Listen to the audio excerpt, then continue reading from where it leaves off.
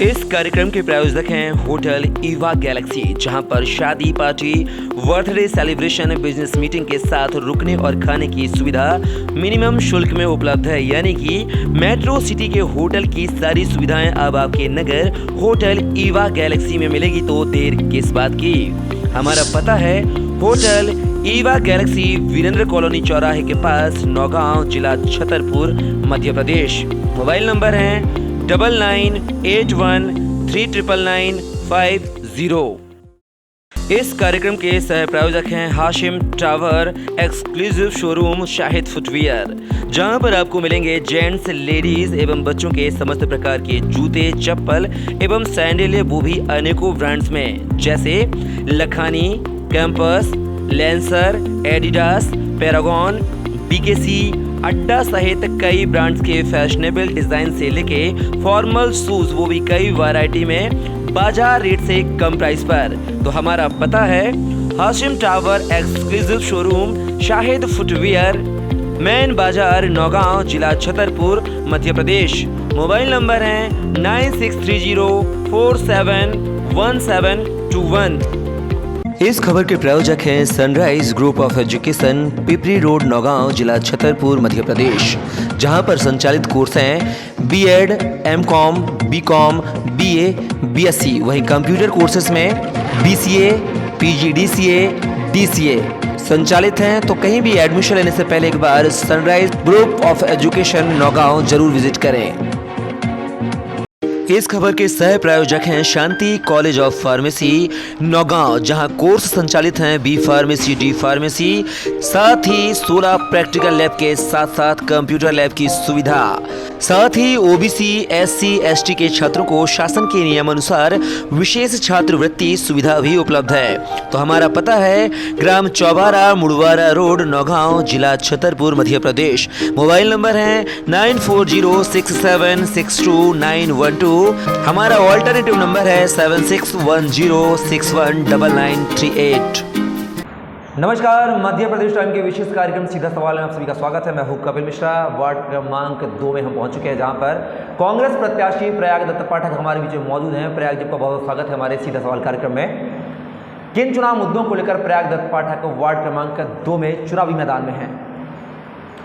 सबसे पहले तो हमारे वार्ड में सफाई के मामले में अगर देखा जाए तो बहुत ही पिछड़ा है। हम अपने वार्ड को 2 भागों में बांटते हैं। एक भाग तो ऐसा है कि जहां उच्च स्तर के लोग रहते हैं, वहां वो साफ़ सफाई के खुद ही जिम्मेदार हैं, और एक जगह ऐसी है जहां वो वहां के नेता पर आश्रित है। तो वहां के नेता से अगर लिया जाए तो वहां बहुत दिक्कतें हैं। हमें लगता सालों से वहाँ की नालियाँ और रोड की साफ़ सफाई ना हुई हो, तो ये समस्याएं हम सॉल्व करेंगे। आखिर आप बोल रहे हैं कि 2 भाग में बटा, एक भाग सफाई वाला पहले से है अपने आप में, एक भाग में गंदगी का अंबार है। तो क्या जो पूर्व पार्षद रहे हैं श्रीराम यादव, 2 पंचवर्ष उन्होंने दी है, 10 साल राज किया है उस वार्ड में, तो उन्होंने सफाई व्यवस्था पर काम नहीं किया क्या आपके अनुसार? ये साफ दिखता है। हाँ। तो ये क्या इस बार बदलाव होगा? बिल्कुल होगा, क्योंकि श्रीराम यादव भी चुनाव मैदान में है। बिल्कुल है। अगर प्रयाग दत्त पाठक की बात किया तो प्रयाग दत्त पाठक विद्यार्थी परिषद के एक युवा कार्यकर्ता हैं, लंबा अरसा विद्यार्थी परिषद को दिया है। बीजेपी की विचारधारा मैच करती है, आरएसएस की विचारधारा मैच करती है, लेकिन फिर ऐसा क्या वजह आन पड़ी जो कांग्रेस से टिकट ले आए? देखो, विद्यार्थी परिषद एक गैर राजनीतिक संगठन है, लेकिन बीजेपी का अनुषांगिक संगठन है। बीजेपी का अनुषांगिक संगठन है, इस बात को मत भूलिए आप। जी, ये बात आपकी सच हो सकती, लेकिन हमने विद्यार्थी परिषद में काम किया। हमें जो भी हमारे पदाधिकारी, दायित्ववान कार्यकर्ता थे, उन्होंने यही कहा है, यही समझाया है कि जहां आपको लगे कि यहां आपकी ज़रूरत है तो वहां आप आओ, वहां आप काम करो, वहां पर आप कुछ ना देखो, पार्टी वगैरह मत देखो, क्योंकि हम गैर राजनीतिक एक छात्र संघ वाले हैं। हमें ये नहीं बताया कि हम इस पार्टी से चुनाव लड़ें या उस पार्टी से। आप चुनाव लड़ो, फिर आपको एनएसयूआई ज्वाइन करना चाहिए ना। फिर आपको विद्यार्थी परिषद कहाँ पहुँच गए आप? विद्यार्थी परिषद में जब तक हम छात्र थे तो हमने विद्यार्थी परिषद में काम किया। अब चुनाव राजनीति में आए, हमें जो पार्टी अच्छी लगी हमने उस पार्टी को ज्वाइन करके चुनाव मैदान में हम आए।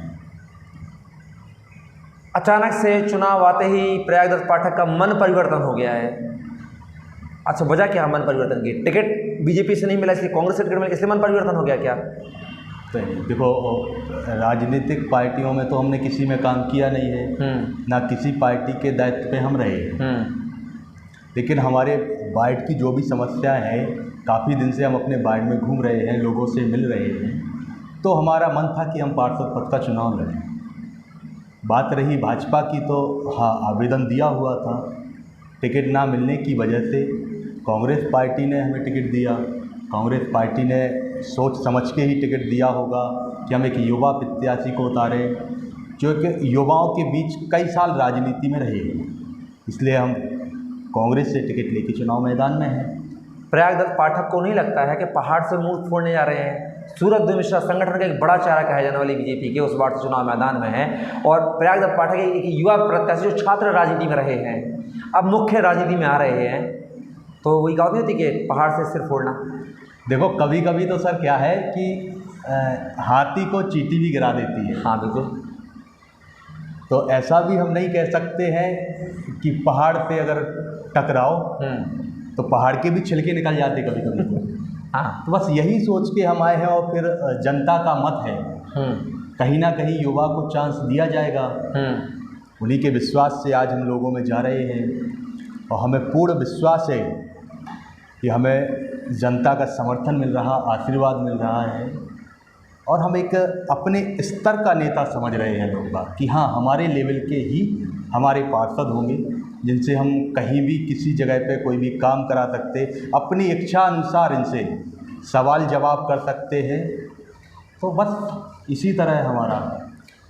बात करें प्रयागदत्त पाठक, आपका जो वार्ड है वह अनारक्षित है, सामान्य वार्ड है।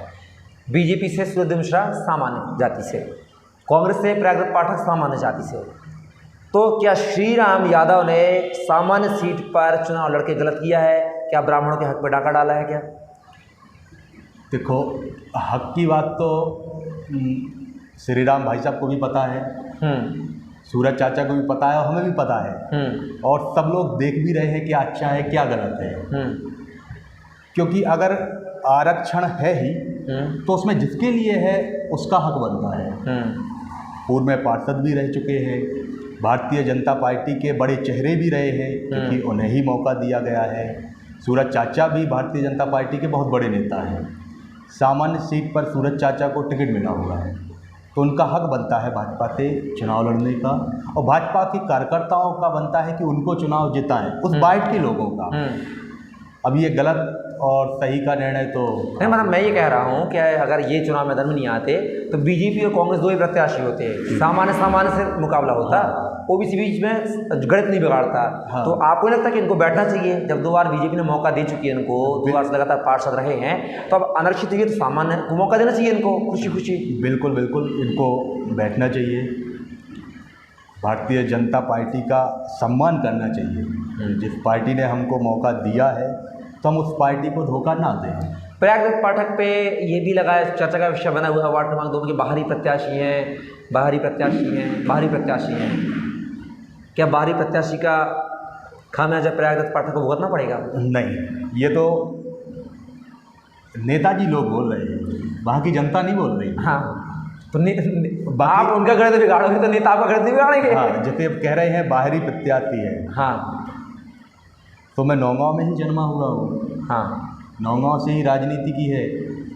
कक्षा 1 से अगर अभी तक की MA तक की पढ़ाई ली जाए तो नौगांव की है। 25 साल पुराना हमारा मकान उसी वार्ड में है। ये विपक्ष वाले लोगों ने ये क्यों नहीं देखा कि इनका मकान है? नगर पालिका ने हमें नोटिस बना के दिया है कि आपका मकान है, तो क्या नगर पालिका गलत होगी? नहीं, गलत नहीं होगी। बिजली विभाग ने हमें नोटिस दिया है कि इनका कनेक्शन नहीं। बाहरी का मतलब ये होता है कि आपका मकान बना दिया, लेकिन आपका पूरा जो रहन सहन स्तर परिवार वो कहीं बाहर रहता है, ये तात्पर्य है।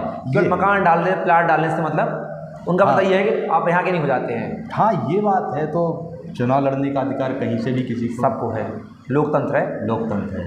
बाकी उस वार्ड से, इस नौगांव से हमारा बहुत पुराना संबंध है। प्रयागदत्त पाठक की आगे की राजनीति का क्या गणित माने? कांग्रेस के क्या महत्वपूर्ण पदों पर रहेंगे प्रयागदत्त पाठक? ये सिर्फ चुनाव लड़के अलग होकर फिर बीजेपी में दामन थाम? नहीं। हाँ। हमें जिस पार्टी ने टिकट दिया है, हाँ, जिस पार्टी ने हमें विश्वास दिया है हाँ, तो हम उसी पार्टी में काम करेंगे। पार्षद बनने के बाद भी हम उसी पार्टी को चुनेंगे। ऐसा तो नहीं है कि कांग्रेस से पार्षद बनेंगे, जीत दर्ज करेंगे और फिर जाके कुछ समय बाद बीजेपी का दामन थाम लेंगे, 5 साल बाद या 10 साल बाद? नहीं नहीं नहीं नहीं, ऐसा नहीं होगा। ऐसा नहीं होगा, कांग्रेस में ही रहेंगे, कांग्रेस में ही काम करेंगे। प्रयागदत्त पाठक के अंदर ऐसी क्या खूबियां हैं जो 2 दिग्गजों को वोट ना देके जनता प्रयागदत्त पाठक को वोट करे? वो खूबियां क्या हैं? पहली बात तो हम एक युवा चेहरे के स्तर से वहाँ वार्ड में काम कर रहे हैं। सबसे पहली लोगों की पसंद है कि हम अपने पार्षद को किसी भी तरह से एक डील बोलो या काम बोलो उससे करवा सकते हैं। दूसरी बात, हम विद्यार्थी परिषद से हैं तो शिक्षा के स्तर में हमने अच्छा काम किया है। वहाँ हमने वादे भी किए हैं कि भाई हमारे वार्ड से कोई भी स्टूडेंट अगर आर्थिक स्थिति से कमज़ोर है तो उसकी जो भी पढ़ाई लिखाई का खर्चा होगा वो हम देंगे। हमारे वार्ड से कोई भी छात्र कहीं भी जॉब के लिए एग्ज़ाम देने जाता है तो उसका रहने खाने का वहाँ इंतज़ाम और यहाँ से किराया खर्चा वो हम देंगे। चुनाव के नतीजे कुछ भी हो उसके बाद भी हम वार्ड में ये सुविधाएं करेंगे, करते रहेंगे, रिजल्ट कुछ भी रहे, कुछ भी रहे। अगर हमारे लायक ये समस्याएं बताएंगे तो हम उनके लिए आगे रहेंगे। प्रयागदत्त पाठक बार बार बोल रहे हैं युवा प्रत्याशी हैं हम, युवा प्रत्याशी हूँ मैं, तो अगर आपके अगेंस्ट जो 2 प्रत्याशी हैं, सूरज मिश्रा की बात करें, श्री राम यादव की बात करें, तो क्या वो सीनियर सिटीजन प्रत्याशी हैं? क्या वो उनको चुनाव मैदान में नहीं आना चाहिए क्या? देखिए, चुनाव है, अगर युवा से डर है तो कहीं ना कहीं दिग्गज लोगों की कमियां हैं। दिग्गज लोग, हाँ, जो दिग्गज नेता हैं, बड़े नेता हैं, तो कहीं ना कहीं वार्ड के लोगों का समर्थन नहीं होगा। नेता होने के नाते भी वार्ड में कुछ किया ना होगा, वार्ड के लोगों से मिले जुले ना होंगे। इसीलिए तो एक हमारे जैसे छोटे प्रत्याशी, छोटे नेता बोल सकते, उसको सपोर्ट मिल रहा है। बड़े बड़ों की अगर हवा निकल रही है तो कहीं ना कहीं उनकी ही कमियां हो गई वार्ड के लोगों के साथ, कमियां हो गई। हाँ, लेकिन वो अगर मैं बात, आपका इशारा जिस तरफ जा रहा है मैं बता दूं, वो संगठन के एक मजबूत कद्दावर नेता माने जाते हैं। संगठन के साथ बीजेपी का एक कैडेट बेस्ड पार्टी का, आप बोल रहे हैं उनका जनाधार नहीं मिल रहा है, फिर कैसे? वो चेयरमैन के चेहरे भी हैं, पता है आपको? अगर वार्ड से जीतते हैं तो चेयरमैन का चेहरा भी है वो बीजेपी से। जी हाँ, वो तो जनता तय करेगी। अब वो जनता तय करेगी, जनता तय करेगी। प्रयागदत्त पाठक किसको वोट करेंगे? कांग्रेस के सिंबल पे हैं, कांग्रेस को वोट करेंगे। अगर बहुमत नहीं आता है तो ये दल बदल कर देंगे।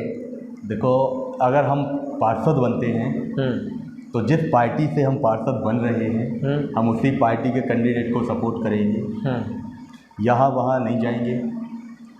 क्योंकि जिस दिन भी हमने ठाना था कि हम पार्षद पद का चुनाव लड़ेंगे तो बहुत से दिग्गजों ने हमें बिठाने की भी कोशिश की है, लेकिन हम गद्दार नहीं हैं।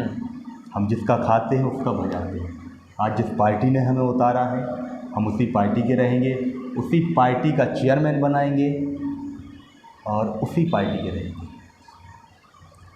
चलिए प्रयाग, आप हमारे साथ जुड़े हो उसके लिए आपका बहुत बहुत शुक्रिया। तो ये थे हमारे साथ वार्ड क्रमांक 2 से कांग्रेस प्रत्याशी, युवा प्रत्याशी जो जोश के साथ बोल रहे हैं कि जनता उनको का समर्थन को मिल रहा है। और बता दें, इस वार्ड का जो समीकरण है, राजनीतिक जो समीकरण गणित है, वो 2 दिग्गज, एक ऐसा जिसको 10 साल का एक राजनीतिक पार्षद का अनुभव है, तो दूसरा है संगठन में अच्छी मजबूत पकड़ रखने वाले सूरज मिश्रा चुनाव मैदान में है। उन दोनों के बीच में आप प्रयागदत्त युवा चेहरे के तौर पर कांग्रेस पार्टी से एक चेहरा है, लेकिन देखना होगा कि 13 तारीख को वोटिंग के बाद जो 20 तारीख को काउंटिंग होगी उसमें नतीजे किसके पक्ष में आएंगे, प्रयागदत्त पाठक के या अन्य के पक्ष में। फिलहाल के लिए बस इतना ही, मुझे दीजिए इजाज़त, नमस्कार।